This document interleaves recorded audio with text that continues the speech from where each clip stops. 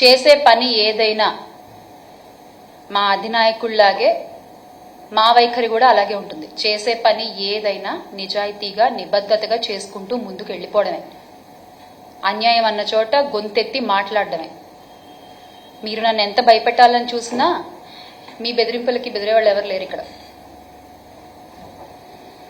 మరొక్కసారి చంద్రబాబు నాయుడు గారు కానీ, లోకేష్ గారు కానీ, పవన్ కళ్యాణ్ గారు కానీ, specially ITDP social media, Janasena social media వీరంతా చేసే అరాచకాలు, అకృత్యాలపై కేసులు నమోదు చేయాలి. ఆర్గనైజ్డ్ క్రైమ్ కి పాల్పడే ప్రతి ఒక్కళ్ళకి శిక్ష పడాలి. ఎందుకంటే మీరు ఇంత దారుణంగా పోస్టులు పెడుతుంటే వాళ్ళని ఏం చేయరు, కానీ మీరు ఇచ్చిన హామీలు ఎగ్గొట్టారు అని చెప్పి వైఎస్ఆర్ కాంగ్రెస్ పార్టీ వాళ్ళు ఫేస్బుక్ లో పోస్ట్ చేస్తే ఇమ్మీడియట్ గా నోటీసులు, ఇమ్మీడియట్ గా అరెస్టులు, అంత హడావిడి చేస్తారు కదా మీరు. ఆ హడావిడి అంతా ఈ మహిళలపై పిచ్చి పోస్టులు పెడుతున్న వాళ్ళపై చూపించండి.